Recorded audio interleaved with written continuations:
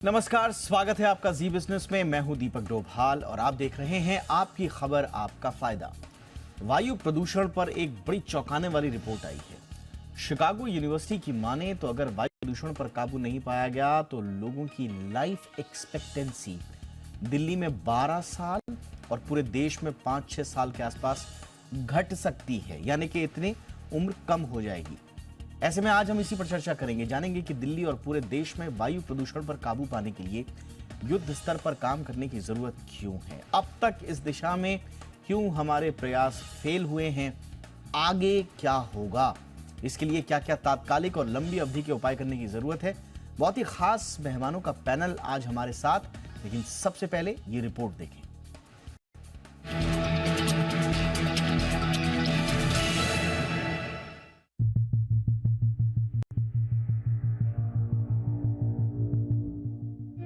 देश में वायु प्रदूषण का कहर दिनों दिन बढ़ता जा रहा है। देश की राजधानी दिल्ली और एनसीआर की बात करें तो दम घोटू वायु प्रदूषण के चलते यहाँ के लोगों की जिंदगी करीब 12 साल कम हो सकती है। शिकागो यूनिवर्सिटी की एनर्जी पॉलिसी इंस्टीट्यूट की स्टडी में ये चौंकाने वाली सच्चाई सामने आई है।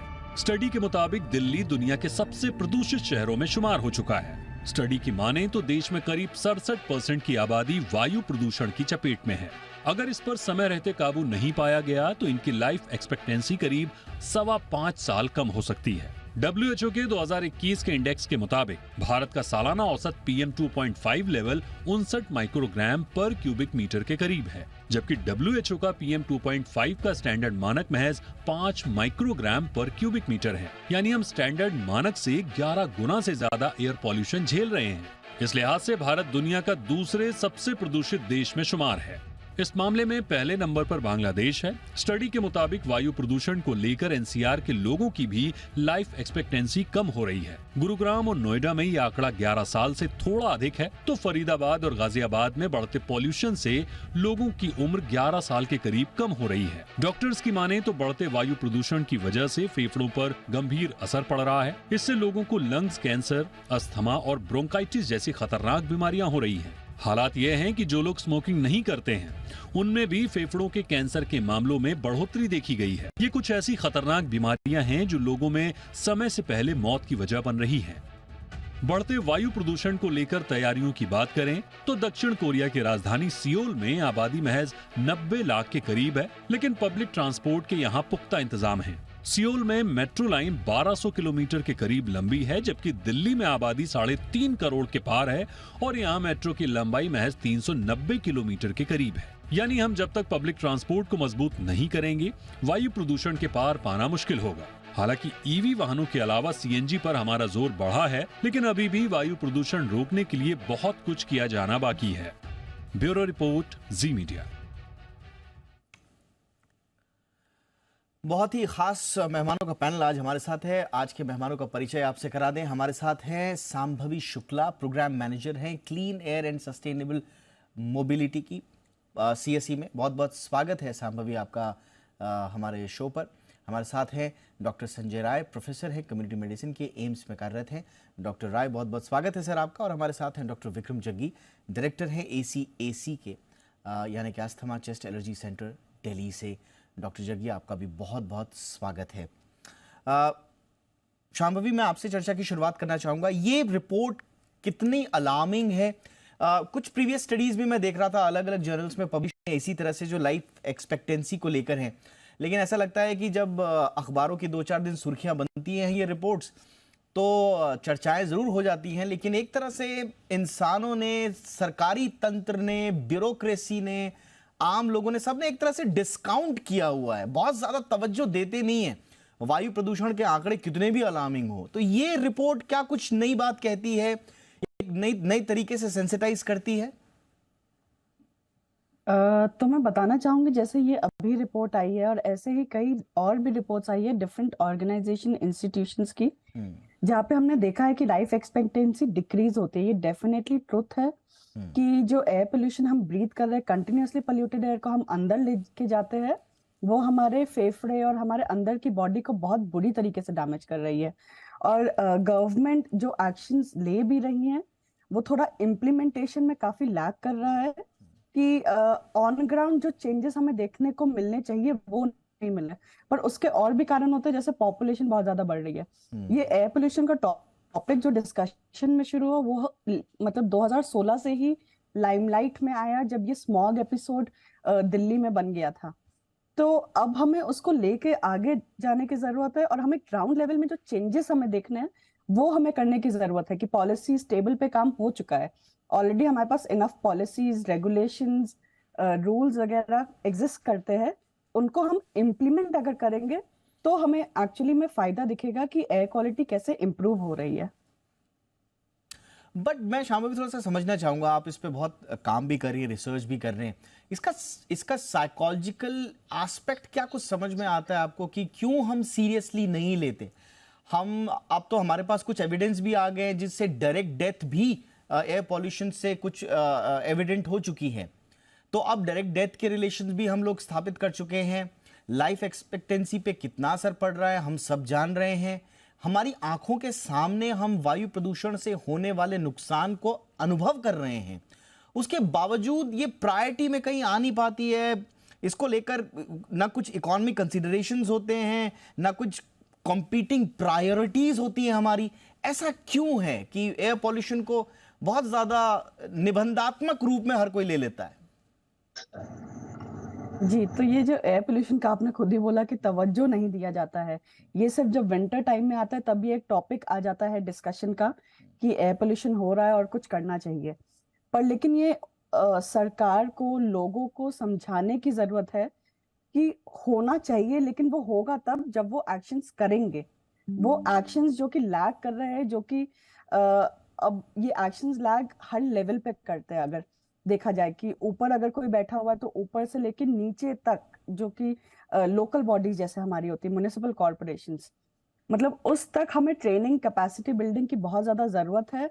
और काफी ज्यादा चल भी रही है और हो भी रही है। लोग अब रियलाइज कर रहे हैं कि ये एयर पोल्यूशन एक इशू है और हेल्थ इम्पैक्ट हो रही है। बहुत सारे आपने बताया कि एविडेंसेस भी एग्जिस्ट करते हैं अब तो, पर उसके बावजूद भी लोग, मुझे ये नहीं समझ में आ रहा है कि हमारे ऑफिशियल समझ क्यों नहीं पा रहे हैं या पॉलिटिशियन समझ क्यों नहीं पा रहे कि ये कितना बड़ा एक अलार्मिंग खतरा बन सकता है एब्सोल्युटली, आगे आने वाले एब्सोल्युटली सालों में। सांबी, मैं इसीलिए पूछ रहा हूँ क्योंकि मैं बहुत सालों से मैं इस पे पॉल्यूशन पे और इन सब चीज़ों पे हम लोग डिबेट कर रहे हैं, हम लोग पढ़ रहे हैं। हम जब कभी इस तरह की खबरें पढ़ते हैं, उस पर शोज करते हैं, तो हमारे लिए वो अटमोस्ट प्रायोरिटी का होता है। लेकिन उस लेवल की प्रायोरिटी या प्राथमिकताएं बाकी जगह क्यों नहीं मिलती हैं, या शायद हम ही गलत चीज़ देख रहे हैं, उतना समझ ना पा रहे हैं। डॉक्टर राय, आपकी क्या राय है? एक नॉर्मेलसी बायस दिखता है सरकारी लेवल पे, आम आदमी के लेवल पर कोशिश की जाती है इसकी सीवियरिटी को डाउन प्ले किया जाए, क्योंकि ऐसा लगता है कि अब शायद हम पोल्यूशन के साथ जीना सीख गए हैं।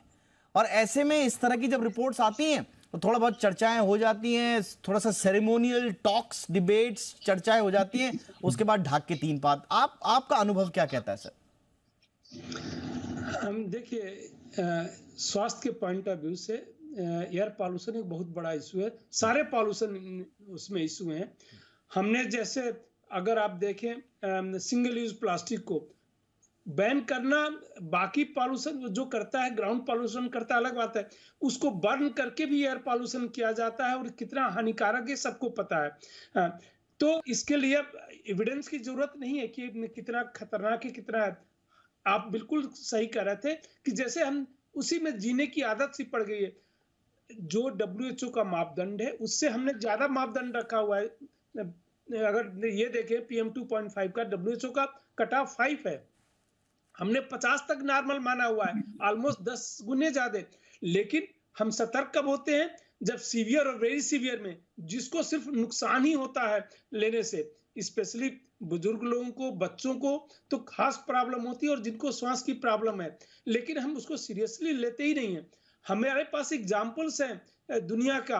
आप 1952 में यूके में एस्टिमेट किया गया कि जो यूके का ये लंदन का फॉग था, करीब एस्टिमेटेड 12,000 लोगों की ज्यादा हुई थी। देखिए उस समय सबसे पॉल्यूटेड सिटी में लंदन आता था। आज क्या हाल है? कभी जो है शायद ही मैंने देखा है लंदन का कि 20 से ऊपर उनका गया हो। हमारे यहाँ 300, 400, 800, 1200 तक हम पहुंच जाते हैं। इस लेवल पे जिसमें जीना मुश्किल है। मैं उसका जो लाइफ एक्सपेक्टेंसी है कि जो 12 साल कम हो रही है, वह तो है। सिर्फ लाइफ एक्सपेक्टेंसी की नहीं, क्वालिटी ऑफ लाइफ की आप बात करें तो उसका उससे भी ज्यादा इम्पैक्ट है। सिर्फ ठीक है, आदमी जो है 12 साल कम जिए, लेकिन जितना जिए उतना तो ठीक से जिए, उसकी क्वालिटी जो इफेक्ट होती है, हॉस्पिटल पे खर्च पड़ता है, ओवरऑल जो है हेल्थ सिस्टम पे बर्डन आता है, उनको जो कष्ट होता है वो होता है, गवर्नमेंट का ओवरऑल एक्सपेंडिचर देखिए, तो एक बहुत बड़ा इशू है।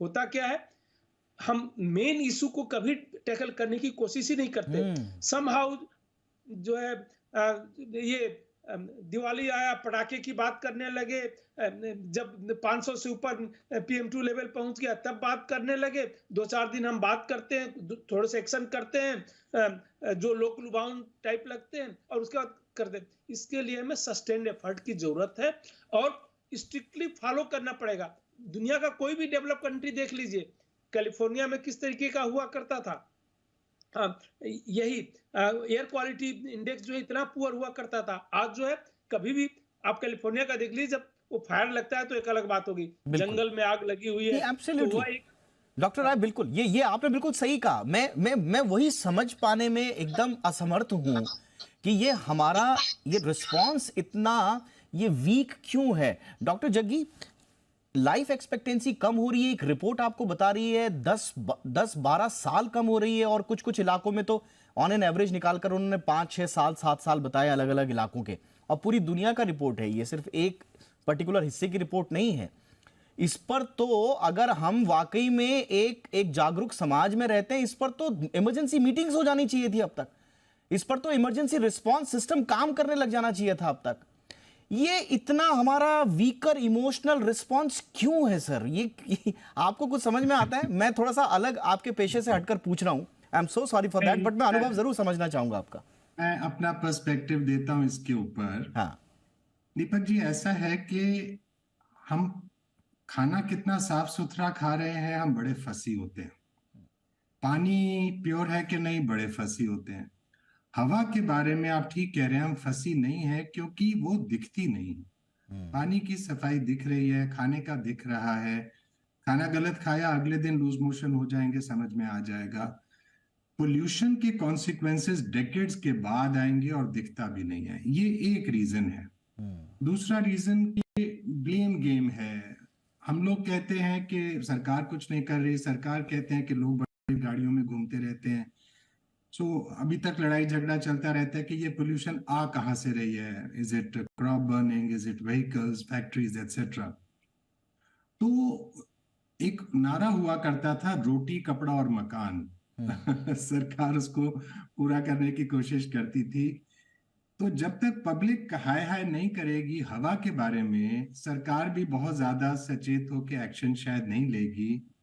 वो एक हिंदी फिल्म का गाना होता था, ये पब्लिक है, ये सब जानती है। तो we have to raise our voices कि भाई ये भी एक जरूरी चीज है, इसके ऊपर एक्शन लेना चाहिए, तब जा करके कुछ एक्शन इसमें होगा। लॉस तो है, ऑर्डर नहीं है ना उसके लिए। ये थोड़ी सी समस्या है। मुझे याद है एक बार, और कई लोग डाउन प्ले भी करते हैं इसको, बहुत साल पहले मुझे एक स्टेटमेंट पड़ी थी, इंडिया में आई थी। एक पॉलिटिशियन ने कहा कि the problem of pollution in India, in Delhi, उन दिनों में बहुत ह्यू एंड क्राई हो रहा था, जरूरत से ज्यादा हो रहा था, agreed. The pollution problem in Delhi is a visibility problem and not a health problem. यानी इतने डिनाइल में भी कई लोग रहते हैं।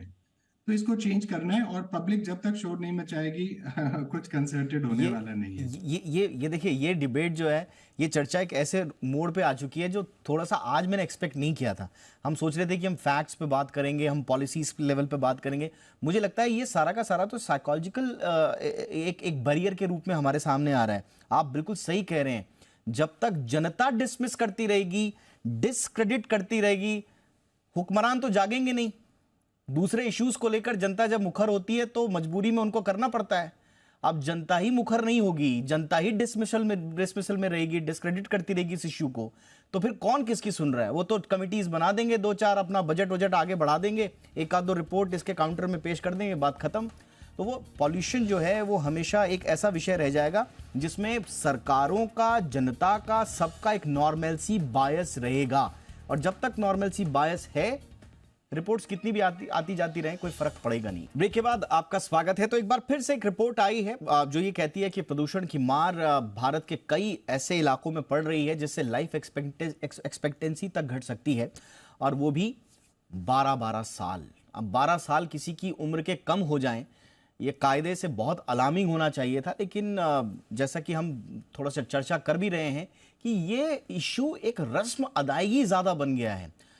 रिपोर्ट्स जारी करने वाले तो बड़ी शिद्दत से इसको जारी करते हैं, लेकिन जिन लोगों के लिए ये रिपोर्ट्स बनाई जाती हैं उन हलकों में बड़ी रस्म अदायगी वाली भावना रहती है। तो वो भी हम बात कर रहे हैं, और करना क्या चाहिए पॉलिसी लेवल पर, इस पे भी बात कर रहे हैं। साइकोलॉजिकल बैरियर्स की हमने बात की, अब थोड़ा सा पॉलिसी इंटरवेंशन पे आते हैं। सांबवी जी, आपको क्या लगता है अब क्या करना चाहिए, और ऐसा क्या नहीं हुआ है जो अब हो जाना चाहिए, ताकि ये प्रदूषण की मार, इसकी सीरियसनेस भी समझ में आए और इसको हम टैकल भी करें? तो जैसे मैं 2-3 चीजें स्पेशली पॉइंट आउट करना चाहूंगी इधर कि जब हम बात करते हैं थर्मल पावर प्लांट्स की, तो अभी भी वो एक पोल्यूटिंग फ्यूल्स में रन कर रहे हैं। तो उनके स्टैंडर्ड्स इतना ज्यादा एक्सटेंड हो चुके हैं कंटिन्यूअसली पिछले 6 सालों में कि अब उनको हमें मीट करना बहुत ज्यादा जरूरी हो गया है कि वो कोल में ना रन करके और किसी क्लीन फ्यूल में रन करे। और जो करंट स्टैंडर्ड्स है वो उसको जी मुझे लगता है थोड़ा सा संपर्क में थोड़ा सा दिक्कत आ रही है, कोशिश करेंगे वापस उनके साथ जुड़ने की। तब तक डॉक्टर राय के पास चलते हैं। डॉक्टर राय, अच्छा सांबवी जी जुड़ चुकी हैं, प्लीज कंटिन्यू सांबवी जी, फिर मैं आगे बढ़ता हूँ। दिल्ली में बात करते हैं कि बसेस वगैरह नहीं है, बहुत कम है। अगर आप लोगों को प्रोवाइड करेंगे इंफ्रास्ट्रक्चर, जैसे मेट्रो है, उसकी कनेक्टिविटी बहुत अच्छी है, पर हमें ये लास्ट माइल कनेक्टिविटी के लिए बसेस जैसी सुविधा चाहिए होगी। अगर बसेस ही नहीं होगी तो लोग कैसे ट्रैवल करेंगे, क्योंकि मेट्रो भी अफोर्ड कर पाना हर इंसान के लिए पॉसिबल नहीं होता है। दिल्ली में भी बहुत कई तरीके के डिफरेंट इनकम क्लास ग्रुप रहते हैं, तो हमें बसेस को लाना ही पड़ेगा ताकि लोग अपनी गाड़ियां घर पे छोड़ के और वो बसेस और मेट्रो से ट्रैवल कर सके। डॉक्टर राय, आपको लग रहा है पॉलिसी चेंजेस की आवश्यकता है? और जैसा कि हमें दिखता है, बड़े बड़े होर्डिंग्स तो और हेडलाइंस तो कम से कम यही बताते हैं कि भाई प्रमोशनल ऑफ रिन्यूएबल एनर्जी चल रहा है देश में, ग्रीन ट्रांसपोर्टेशन को बढ़ावा दिया जा रहा है, ग्रीन स्पेसेस को बढ़ाया जा रहा है, अवेयरनेस कैंपेन्स चलाए जा रहे हैं। तो ये अपने आप ठीक हो जाएगा सर? ये जो काम हो रहे हैं ये काम आएंगे या कुछ आउट ऑफ द बॉक्स चाहिए? डेफिनेटली जो है आउट ऑफ बॉक्स ही चाहिए। पॉलिसी है, ऐसा नहीं कि हमारे पास कोई पॉलिसी नहीं है। एक तो पॉलिसी का कोई इम्प्लीमेंट हम ठीक से नहीं कर पा रहे हैं, उसका स्ट्रिक्ट इम्प्लीमेंटेशन चाहिए, यह होना बहुत ही जरूरी है। हमें ये देखना पड़ेगा कि हमारे यहाँ मेन पॉल्यूशन क्यों हो रहा है। हम कि अच्छा व्हीकल से हो रहा है, व्हीकल तो हम जो है कि अच्छा इको फ्रेंडली व्हीकल लेते हैं। इको फ्रेंडली व्हीकल को चार्ज करने के लिए भी हमें बिजली की जरूरत होती है।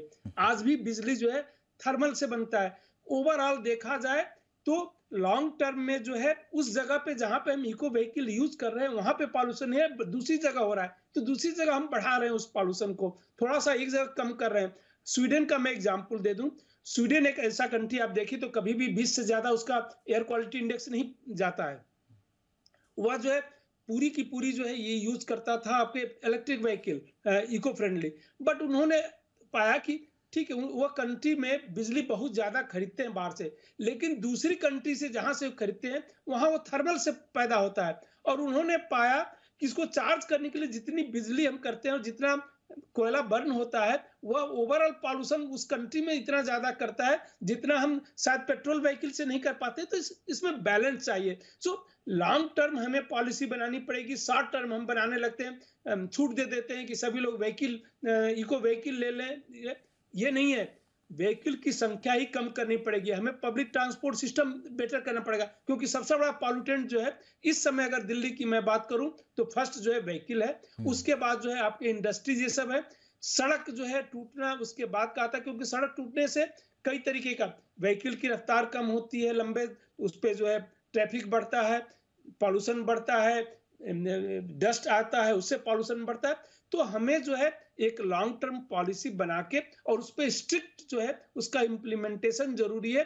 नहीं तो जब हम सीवियर से वेरी सीवियर कैटेगरी में पहुंचते हैं, थोड़ा हल्ला करते हैं, कंस्ट्रक्शन बंद कर देते हैं, कुछ करते हैं, फिर जो है उसके बाद फिर से हम उसी में आते हैं। हम एवरेज जो है 100 के ऊपर हमारा जो है एयर क्वालिटी इंडेक्स रहता है और हम उस पर खुश रहते हैं। WHO का कट ऑफ 5 है, हमने जो है 50 तक रखा हुआ है, उसके नीचे तो लाने की हमारी कोशिश होनी चाहिए। वो तो हमारी कभी कोशिश ही नहीं होती है, वह बाई नेचुरल वे में कभी हो जाए तो अलग बात है। ये आपने सही बोला सर। और ये बड़ा विचित्र है कि जब हमारी एयर क्वालिटी बहुत ज्यादा खराब हो जाती है तो हम मैक्सिमम जो है कम्युनिटी लेवल पे या बिहेवियरल लेवल पे हम ज्यादा से ज्यादा उसका मीम बना देते हैं, दो चार मजाक इधर उधर जोक क्रैक कर दिए और हमें लगता है कि सब चीज ठीक हो गई। क्योंकि एक तरह की लेथार्जी भी है हम लोगों में और एक तरह का एक साइकोलॉजिकल हमारे अंदर वो एक पनप चुका है। ये क्यों है डॉक्टर जग्गी? अब आपको क्या लगता है सर, ये पॉलिसी इंटरवेंशन काम करेगी ज्यादा, बिहेवियरल चेंजेस को हमको ज्यादा टैकल करना पड़ेगा, कम्युनिटी इंगेजमेंट को करना पड़ेगा, किस किस लेवल पे ज्यादा काम होना चाहिए सर? दीपक जी, सारी लेवल्स पे ही करना पड़ेगा और कंसर्टेडली करना पड़ेगा। एक जगह हथौड़ा मार के तो ये नई लड़ाई जीती जा सकती। एक हम बात कर सकते हैं कि हम दूसरे देशों से सीख सकते हैं जिन्होंने इसको सक्सेसफुली किया है। चाइना का एग्जाम्पल लेते हैं। 2013 में जब वहां पे प्रॉब्लम बड़ी थी तो उन्होंने वॉर फुटिंग के ऊपर इसको किया है और तकरीबन 40-45% वो तब से लेके अब तक में पोल्यूशन को नीचे ले आ सके हैं। कैलिफोर्निया में डॉक्टर राय ने भी एग्जाम्पल दिया, वहां पे 1950s में इतनी जबरदस्त पोल्यूशन थी क्योंकि इंडस्ट्रियलाइजेशन हुई थी। फिर क्लीन एयर एक्ट आया, उसके कितने अमेंडमेंट्स हुए, फेडरल एक्ट है, पूरे देश में लागू होता है, ना कि स्टेट वाइज। तो ये कुछ उदाहरण है जो हमें पॉजिटिविटी दिखाते हैं कि इट इज डूएबल, ऐसा नहीं है कि इट्स ए लॉस्ट कॉज। दूसरा, हम ह्यूमंस इतने अजीब प्राणी हैं कि हम प्रॉब्लम्स भी खुद ही बनाते हैं, चाहे ग्लोबल वार्मिंग ले लीजिए, चाहे पोल्यूशन ले लीजिए, स्ट्रेस ले लीजिए, but we are intelligent enough and capable enough to tackle it. HIV पे जीत हो गई है ना, कोविड पे भी जीत पा ली थी ना। तो इसको पॉजिटिविटी के साथ कंसर्टेडली अप्रोच करना है हर तरफ से, तब जाके इसमें कुछ बात बनेगी।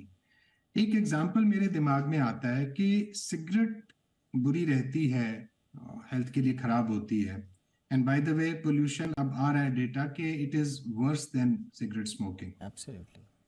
तो सिगरेट के पैक्स के ऊपर सबने बड़ा ध्यान किया कि उसके ऊपर विजुअल्स बनाए विच वर वेरी इम्पैक्टफुल, कि कैंसर का लीजन दिखाई दे रहा है, मरता हुआ आदमी दिखाई दे रहा है वगैरह।